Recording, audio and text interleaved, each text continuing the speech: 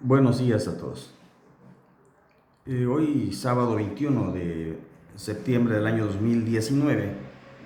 su servidor, el doctor Miguel Ángel Ruiz Sánchez, les hablará brevemente sobre los tipos de medidas cautelares previstos en el Código Nacional de Procedimientos Penales. El artículo 155 de dicho código nos señala que pueden ser aplicadas por el juez de control, desde luego previa solicitud del agente del Ministerio Público o de la víctima u ofendido, las siguientes medidas cautelares. La presentación periódica ante el juez o ante la autoridad distinta que aquel designe. La exhibición de una garantía económica, el embargo de bienes, la inmovilización de cuentas y demás valores que se encuentren en el sistema financiero, la prohibición de salir sin autorización del país, de la localidad en la cual resida o reside en el ámbito territorial que fije el juez, el sometimiento al cuidado o vigilancia de una persona o institución determinada o internamiento a institución determinada. La prohibición de convivir, acercarse o comunicarse con determinadas personas, con las víctimas u ofendidos, testigos, siempre que no se afecte el derecho de defensa. La separación inmediata del domicilio. La suspensión temporal en el ejercicio del cargo cuando se le atribuye un delito cometido por servidores públicos. La suspensión temporal en el ejercicio de una determinada actividad profesional o laboral,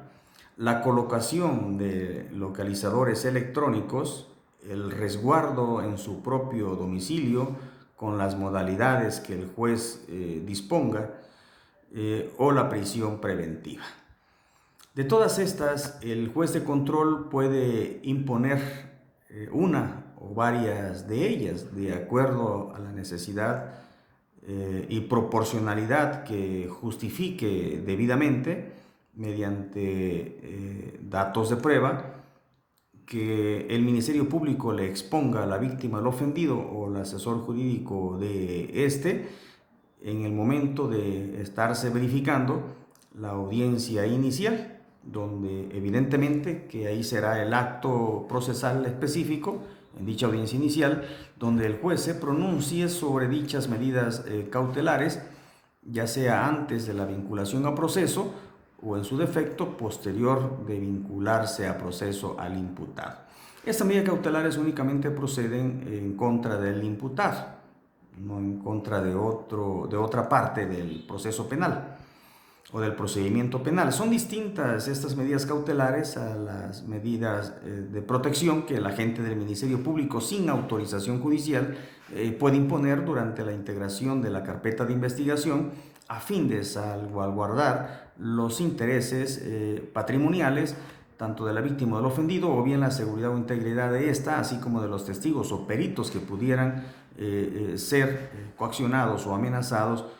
por el imputado. En tanto se resuelve si se ejercita o no acción penal o se toma alguna otra determinación dentro de la integración de la carpeta de investigación o al término de la misma.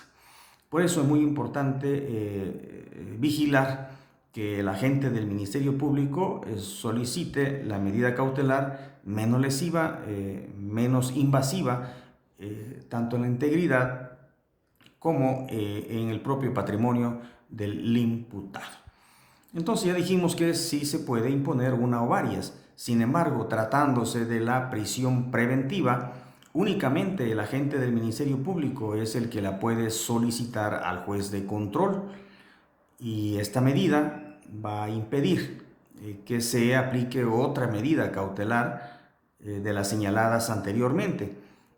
Sin embargo, las dos únicas que se pueden aplicar, es decir, junto con la medida cautelar de la prisión preventiva, sería precisamente la inmovilización de cuentas y demás valores que se encuentren dentro del sistema financiero y el embargo de bienes. Estas son las únicas medidas cautelares que se pueden combinar junto con la prisión preventiva, precisamente por lo que dijimos, para garantizar la reparación de los daños a que se contrae el mismo Código Nacional de Procedimientos Penales.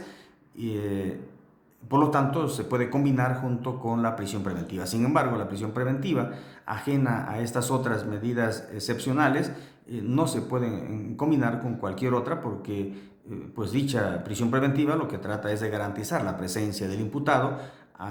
dentro del proceso penal. Y así se evitan las demás, es decir, el acto de molestia que pudiera en un momento determinado inferir el imputado a alguno de los testigos o a la propia víctima o al ofendido,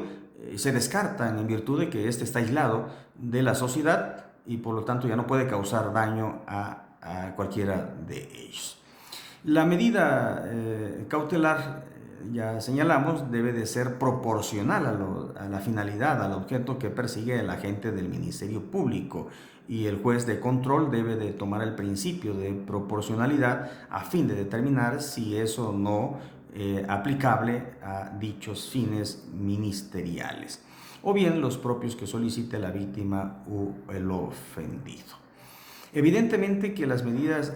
cautelares van a ser distintas también a las providencias precautorias que el agente del Ministerio Público pudiera solicitar en un momento determinado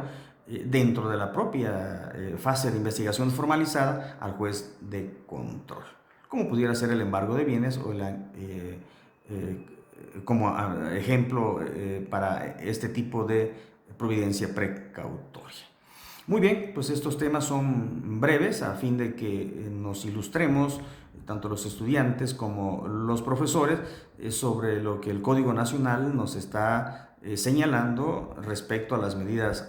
cautelares. Pudieran surgir algunas dudas, evidentemente, que se las vamos resolviendo a través de los chats que llevamos en forma semanal con los alumnos, o en su defecto a través de clases presenciales que se han instaurado en la misma Facultad de Derecho a fin de